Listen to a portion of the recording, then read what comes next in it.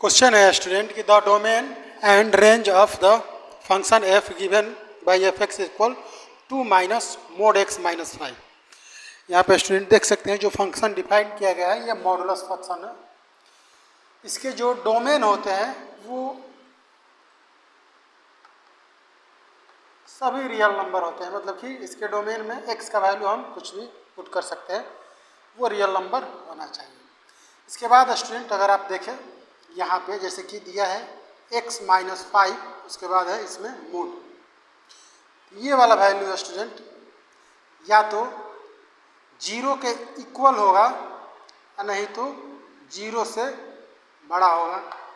लेकिन जब इसके आगे हम माइनस लगा देते हैं x माइनस 5, ये या तो 0 के इक्वल होगा और नहीं तो 0 से छोटा होगा, क्योंकि अगर इसका वैल्यू 0 आता है तो वो निगेटिव नहीं होता है, 0 ही माना जाएगा तो 0 के इक्वल होगा। अगर 0 से ज़्यादा कुछ आता है मतलब कि माइनस में, मतलब कि 0 से छोटा होगा।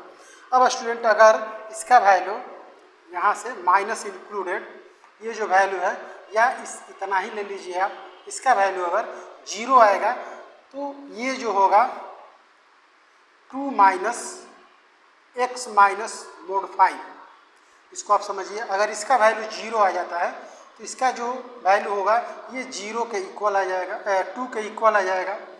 लेकिन अगर इसका वैल्यू 0 से कुछ ज़्यादा आता है तो वो माइनस, मान लीजिए कि -1 आता है तो ये अब इससे छोटा होता जाएगा, कुछ भी आएगा, 0 से बड़ा कुछ भी आएगा, मतलब कि ये जो वैल्यू होगा या तो 2 के इक्वल होगा नहीं तो 2 से छोटा होगा।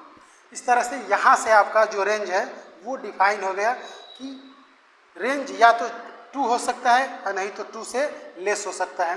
इस तरह आपका रेंज जो होगा, रेंज इक्वल ये इन्फिनाइट तक जाएगा, माइनस इन्फिनाइट तक।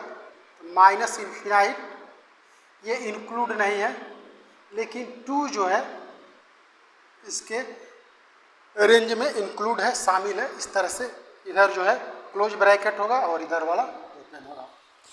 यहाँ पे इस तरह से आपका रेंज डिफाइन हो गया और इसका डोमेन तो बहुत आसान है, आप डिफाइन इसका डिफिनेशन पढ़ेंगे वहीं पे आपको मिलेगा कि जो मॉडुलस फंक्शन होता है उसका डोमेन जो होता है वो रियल नंबर होता है। यहाँ से स्टूडेंट आसानी से आप इसको